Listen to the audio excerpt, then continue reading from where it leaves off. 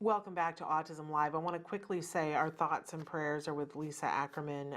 We just adore her, and she's such a good friend of Autism Live. And her family, I don't think she will mind me sharing this with you, that about 10, 12 days ago, her son-in-law had a stroke. And boy, young man had a stroke, and they've been going through that. And those of you who've been through that with a family member know that's a really tough time. And so please include Lisa and her family in your thoughts and prayers. I know she would really, really appreciate that. And we at Autism Live include her whole family and especially her son-in-law in our thoughts and prayers, and hoping for a speedy recovery. Absolutely. Also, wanted to share with you that we had a guest, lost the guest because we're pre-recording, and so it's a perfect opportunity for us to do this talk that I had done and was recently asked about, how to make a child with ASD happy. Now, I was asked to do this talk, and I thought, oh, what authority do I have? I don't know that, I mean, who am I? What? And I was feeling very squeamish about it, and I said something to my son, and I was like, oh, I don't know. And he was like, well, I'm pretty happy. So, if there's any, if that helps you in any way, shape, or form. But I want to say, before I say all of this, that these are my ideas for what I think.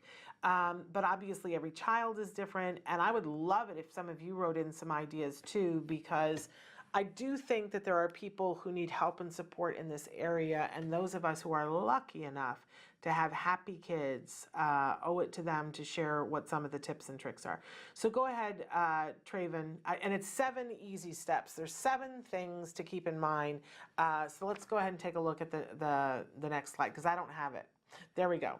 Okay, so start with what they like. Now, we talk about this all the time about doing a preference assessment, about, you can do a preference assessment with anyone, and you can be sneaky about it. It's like, if you put 2 pieces of pie in front of someone and they take the cherry pie, then in that moment, we know they prefer cherry. Does that mean that the next day they're going to prefer cherry? And if we keep giving them cherry, that they're still going to love cherry? No, it doesn't mean that at all. It means that today they prefer cherry. And it is important to switch things up, right?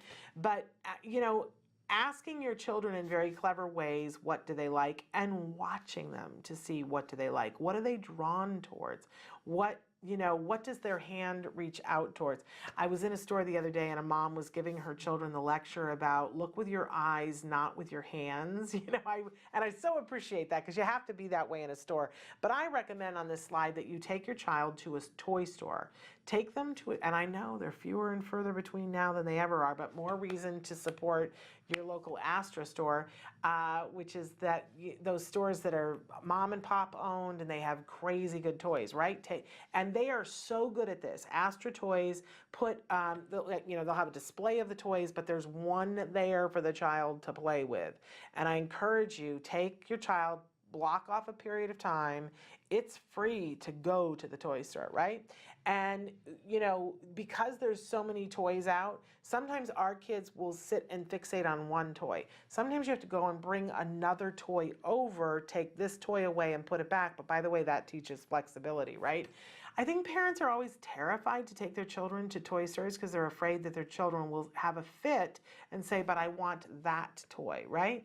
Feel free to tell your children before going into the store, we're going to go in and you're going to get one thing, right? It will help them to make a decision, right? They may be emotional about it, but that's okay. Let them be emotional about it, because I want all the toys in the toy store too. And, I get it now that I can't lay on the floor and cry about it. Your kids may not, but they'll get it eventually, right? So watch your kids and see, they might be drawn to something and they take it for a little while and they play with it, but then they're on to the next thing, which tells you there was something about it that drew them towards it, but it didn't fully fulfill. Like it might be that it was blue, or it might be that it was nubby, or you know what I mean? But just like watch. You could even videotape it if you wanted to, or take notes, but I think it's just fun to be. and watch what the kids will want to play with. What are they drawn to? What do they focus on? And because you're really trying to find, we have on the slide, you're trying to find their currency. What feels like a paycheck to them? And what you'll start to see is that some kids are very tactile. They like the way it feels. If it feels good, that's what it's all about. Other kids are kids who, like the way it makes noise or the way it moves or whatever. You'll start to see patterns. But whatever they're into, you want to feed it, grow it, expand it. So we talk about this all the time on the show. If you have a kiddo who is into toy trains, for instance, you start with a book of trains and then you take them to ride on a real train. They like video games. You play the video games. You can show them on YouTube to see how it was created. Like, don't just give it to them at the face level. Let's say that the kid is obsessed with Thomas the Tank Engine, right? So we start with the toys, and then we move to a book of the Thomas, and then we go to the weekend of the Thomas stuff, and then we, maybe we look on YouTube to hear more about the behind, like who created Thomas the Tank Engine, how are they picking the next character for Thomas the Tank Engine, but then we try to move it towards something else too. Maybe we take them to a place where they display trains that are not Thomas the Tank Engine and see, does that interest them too? And then from there, maybe we take them to a train museum. If you live in Southern California, they have an amazing train museum where you can climb all over stuff. And I'm sure they have things like that in other areas too. Or watching a movie that has trains in it, right? That you take it and you grow it and expand it. When I read A Real Boy, which was the first book that told me about Card, there was a segment when she talked about how into airplanes her son was. And that he just, everything airplanes, he was so interested. And so she took him to a very small airport, and they would sit and watch planes take off. And that was really cool. So then in the course of that, she met one of the pilots and said, how much would it cost me for you to take my son up in like a Cessna? And I think ultimately it led towards him getting pilot lessons. There's just no end to it. We want to feed and expand. And by the way, this is advice from Dr. Temple Grandin, not I didn't invent this. She says, take it, feed it, expand it. If they like this, then take it like pizza dough and stretch it out and make other things happen. You got to be creative, but I've seen parents do some amazing things with their kids because their kids were interested in something. So whatever it is, follow the path. Okay, let's go on to the next slide, Draven. And after everything that we're going to say on this slideshow, there's going to be a slide that says reinforce, reinforce, reinforce, because we always want to be reinforcing our kids, unless the only time we don't want to be reinforcing them is if they're doing a behavior that we really don't want to cultivate. That's the only time. If your child is just, not engaging in something and not doing anything negative, reinforce them. But when they're really doing something that's fabulous, reinforce, reinforce. We always want to be linking reinforcement with praise. And anytime that somebody is doing something that we like and we praise, we want to link it with other things as well, so that eventually praise is reinforcing all on its own. So for instance, let's say that the child is into Thomas the Tank Engine and they're playing with Thomas the Tank Engine really well and they're not throwing them at all. We want to praise them for that and say, oh my gosh, you're so good at Thomas the Tank Engine. And then we're praising them. That's great. But to kids starting out, what's praise? Praise is not reinforcing in the beginning. It becomes reinforcing because we link it with other stuff. So if your kid loves touches, some kids love to be squeezed. We squeeze them and we go, oh, you're so good at playing Thomas the Tank Engine. So the words are being linked with the squeeze, right? Other kids hate to be squeezed, by the way. So this is all about knowing what they like. So for other kids, it could be, well, we always come back to primary reinforcers, which are food. I always hate to use food as reinforcement because clearly, I have an issue with that. And it can turn into that. But it is a primary reinforcer and it's easy. Let's say that it's easy and it works, right? But if you want something more complicated, you can. we were able, toys and things were something that my son was very reinforced by. And we were able to get him on a token economy so that he could trade, get like 5 tokens and then trade that in for like a Happy Meal toy. You know what I'm saying? And that 5 tokens might be something that take him, a day to create or a week to create. So find a way to link reinforcement with praise to say, hey, this is a good job, because they'll want to do the job, but then eventually they'll also accept praise as a reinforcer. It's amazing how that works. And you want a child who enjoys being praised. That's, because that's an easy thing to be able to give. Okay, let's go ahead and move on to the next one. So tip number 2 is listen with all of your senses. So when you're looking at your child and figuring out what they like, make sure that you are listening with your eyes, and you are listening with your ears, and you are listening with your fingers. Like, does your child tense up? Some of our kids with autism, when there's something that they really like, they tense up. It's not necessarily a negative, right? My son would be like this when he really liked something. He would be like, oh, Or other times he had vocal stereotypy, so he would make these very high-pitched, he would sound like R2-D2. He'd go, I can't even do it high enough. But that told me, oh, he really likes that, right? Some kids will hand flap when they like something, or jump up and down and hand flap, and they'll be like, they'll look like birds. Now, other kids, this is a sign of, I'm nervous and not okay. So you really, you got to listen with everything, including your heart. And you got to keep listening to see, oh, that's what my child does when this happens. And it's how you kind of key into what are they really into. My son was really into space and all kinds of cool things. And, and then, as we were doing ABA, he progressed and he was still into space, but we went to NASA. We got a private behind the scenes tour, and we had driven like 3.5 hours while we were exhausted to get there. And then we went and we did the tour of NASA, and it was just the 2 of us and one of the flight directors of the International Space Station. I mean, for me, I'm over the moon, and I'm doing all the typical things that you expect of people who are really excited. I'm like, oh, I'm making these faces and making these noises and clutching my chest and going, oh my gosh, when we stood in mission control, which is like what the movie Apollo 13 is based on, I started to cry. And I was like, oh, if my dad could have been here. I mean, I'm like and I'm verbalizing all of this, and my son is just being like stone-faced and like this. And, and I think the flight director thought, oh, this is the mom really wanted this and the kid's just being dragged along, right? I don't know, though, because his wife is somebody who works in the field of autism. So maybe not. Maybe he got it. But we would go, we'd be there, and my son would be looking at the room, and we'd go from that room into another room, and I would hear him go, and make his little noises, which I hadn't heard in years. And I knew, oh, he's grooving on this. It's just he's keeping himself silent because he's soaking it all in. By the time we left and we got in the car, and now we had a 3.5 hour drive back to where we were staying, I don't think my son took a pause. For 3.5 minutes, he talked about everything. And he's like, and did you see that? And did you get a picture of that, Mom? I got a picture of it. And just talked like a magpie, but he hadn't said a word, didn't ask a question the whole time. But I knew him well enough to know, oh, he's over the moon right now. So keying in with all of your senses, what does my kid like?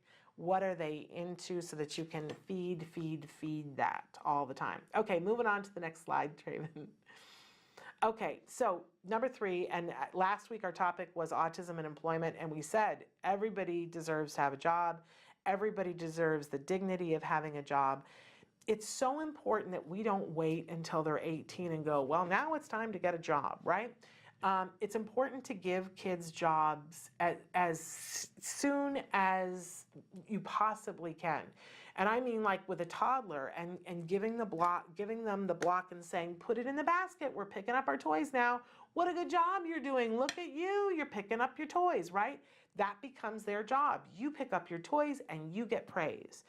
I think sometimes when our kiddos get diagnosed with autism and we start an ABA program, we go, my kid works hard enough, right?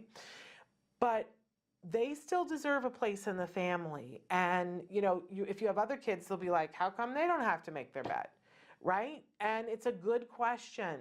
It's because they should be making their bed. And the truth is, maybe they can't make their bed as well as our expectations would be for that age, but we're going to shape that behavior up. But, whether you have siblings that are grousing about that or not, give all of your kids jobs and identify them as job and say you're doing a good job. Use the language, but have them do something. All kids can be taught to put a napkin next to a plate and put a fork on a napkin. And, don't just have them come to the dinner table and sit there.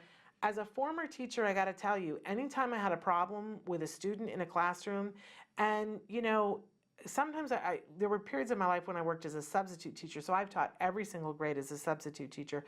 But later on, when I taught full time, mostly I was college, but I did some junior high and some high school. Whenever I had a problem in junior high or high school with a student, the very first thing that I would do, instead of having a meeting with them to talk about it, right, I would give them a job.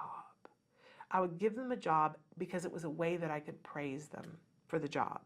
And it was a way that it gave them worth, and it was a way that they could become a part of the whole. Because a lot of times people feel left out, right? And sometimes that happens with our kiddos on the spectrum. So instead, we're like, everybody has a job. And so, for some people, it's putting the dirty laundry in the hamper. For some people, it's folding the napkin and putting the fork on, right? But everybody has a job. And I have to tell you, you're like, oh, I don't know, that's chores, there's no way they're going to be happy. I'm talking about kids on the autism spectrum, and they are happier when they have a job. So give them a job, and it gives you a reason. And I think the next slide is praise, praise, praise. If I'm not mistaken, yes, there it is. Because that's the other part of it. Give them the job, teach them how to do it, prompt them through it, and then praise them like there's no tomorrow. Like it's the biggest thing in the world. And what you will do is link up that, oh, when I participate, when I have a job, I matter, and people recognize and care about it. What a great thing to front load your child's self-esteem, right? And then that translates into other things. Okay, so that's number 3. Moving on, number 4, communicate with all of your senses. And we've been talking about some of the ways that we can praise. So we've got praise, hug, tickle, make faces, make noises, language good feelings about them. It's okay to have silence. I don't mean to make it sound like you have to have something going constantly, but keep the connection and the communication going. We're going to talk in a second about love language. Is that the next one, Traven, before I get into it? Let's just go on to the next one. I know we are going to talk about, what's their love language. So we all have ways that we feel loved and cared for and like we matter. So this is true of everyone, not just people who are on the spectrum, but by the way, it's true of people on the autism spectrum too. Some people truly feel loved and cared for when you touch them in a certain way. Some people feel truly loved and cared for when you praise them in a certain way. Some people feel really truly loved and cared for when you give them something. And it doesn't, I know we all assume, oh, that's money and jewelry and things like that, but it isn't always. It's just giving something, right? Everybody has their love language. And for all the people in your life, it behooves you to know what is their love language, like what really makes them cared for. Because one of the great, horrible missteps in life is when we try to do the things for other people that make us feel loved, but it's not what makes them feel loved. So, I might say, oh, well, what makes me feel loved is if somebody makes me a gorgeous meal because they're taking care of me and they're nourishing me and whatever. So I spend all my time, making them a pie and delivering it. And I feel like, oh, they're going to feel loved. And for them, they're like, oh, food is such an issue for me. Why are you, like, I wish you wouldn't do that, right? And now they feel bad and I feel bad. And all it was somebody wanting to express love to someone. So we all want to know what makes the other person feel loved, and then do that, not what we do, what we want. Does that make sense? A lot of times we assume, oh, well, what would make me happy is X, so that's what I will do for them. Right? That's not going to get it done. So know what your child's love language is. Does your child love the hugs? Does your child, what makes them feel loved? And that's the thing to do. Do we need to take a break, Traven? Okay. Oh, okay. He was just telling me we need to move it along. Okay, so next slide. There we go. Okay. So often autism parents focus on academic skills and social skills, and they're like, my child is behind in this, so I want the speech and I want the social skills. And at CARD, we show families that skills has 8 different curricular areas, and these are the things that want to be focused on. And often parents will be like, okay, well, we don't need the play one. You can just take that one and put it over there because we're not taking the time to work on play. And I'm here to tell you, you want a happy child, you need to teach them how to play, because play for our kids starts out as work. And in the beginning, work isn't something that's, it feels negative, right? Like you put a toy in front of them where you push a button and it makes a sound, and some kids with autism are like, what?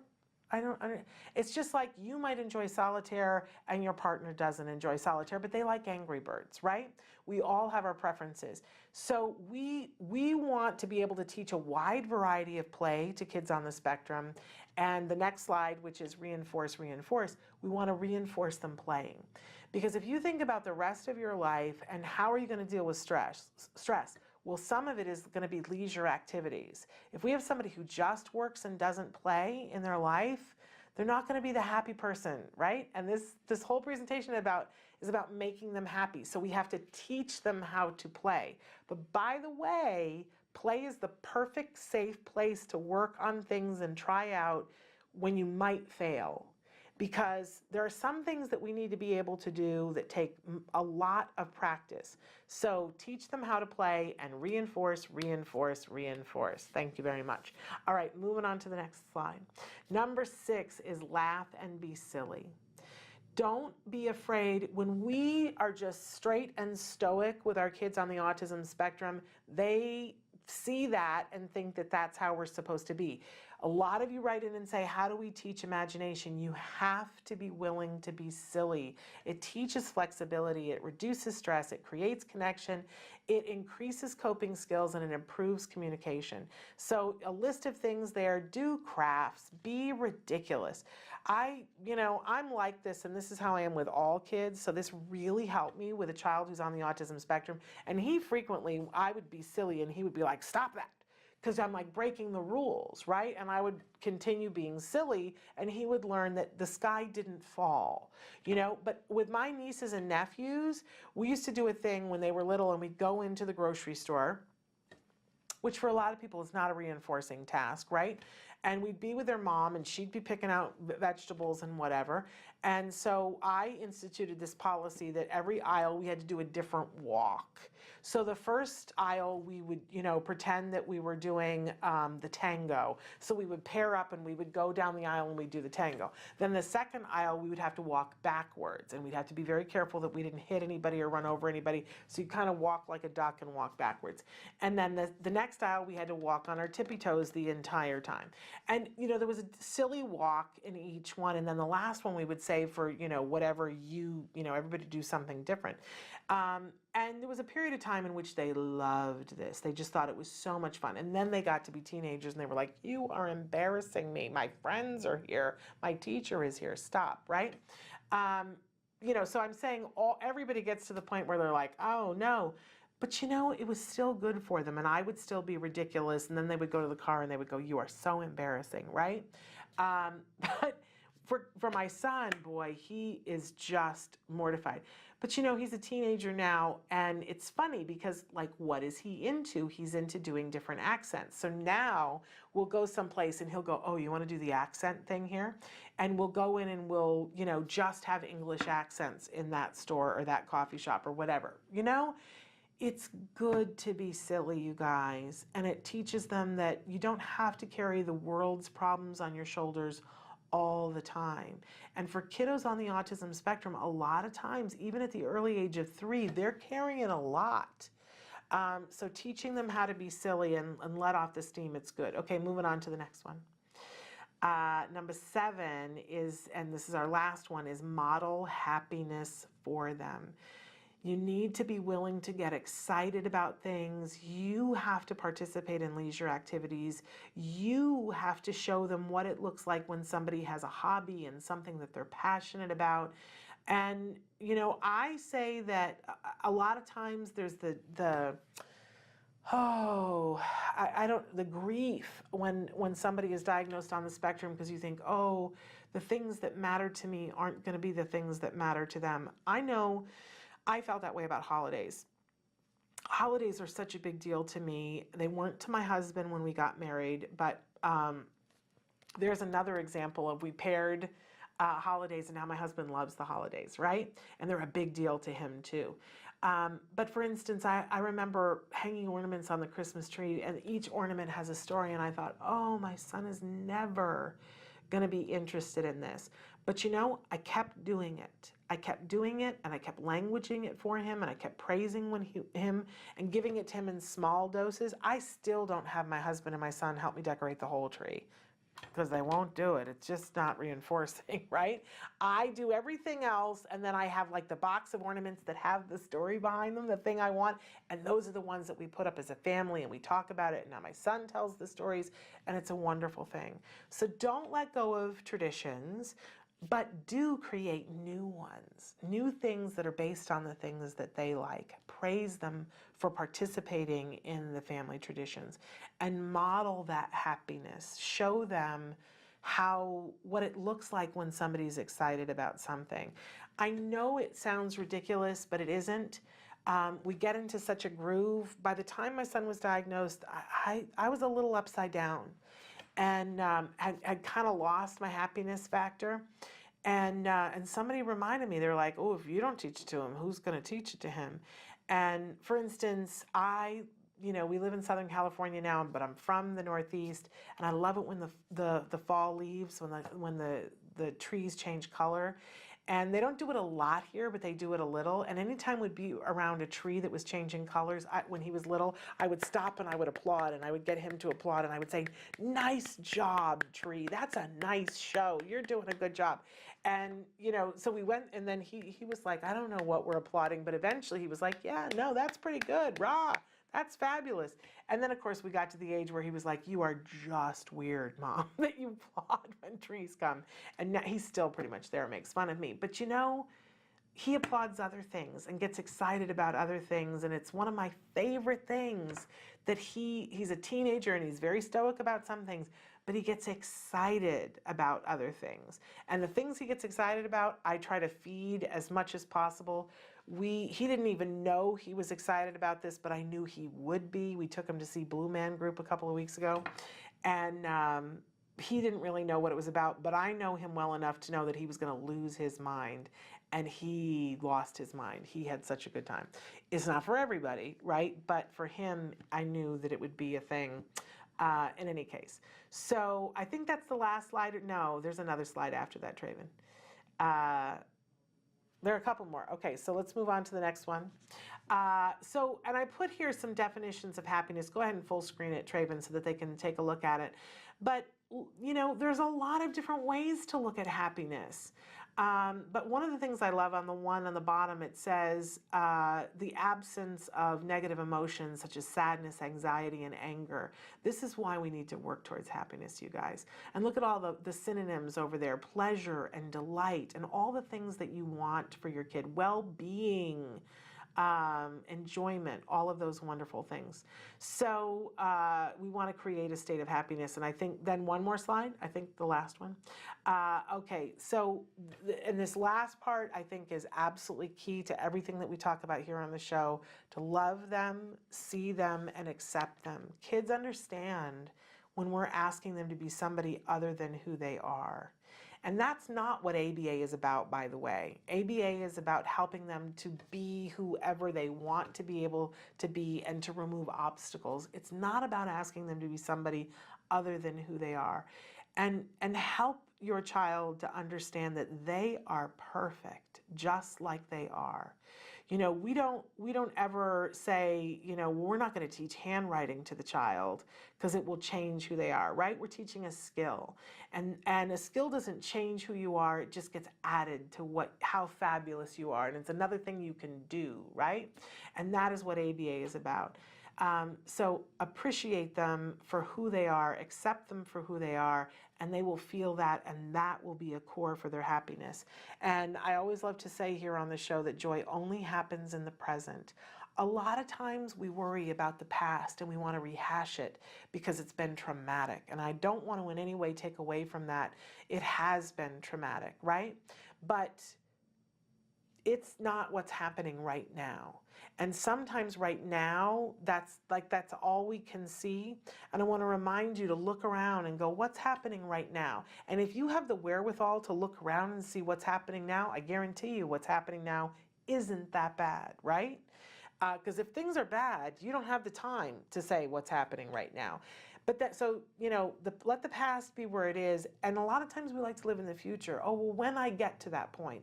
And I talk about creative visualization and where do we want to get to. I think that's important. But remember, that's something to motivate us. It isn't what's happening right now. And true joy only happens in the present. So find a minute today to be with your kiddo, to love them, to see them for who they are, to see what they're passionate about, accept them, and feel the joy of that yourself. And that is how you model happiness back to them. Take joy in them.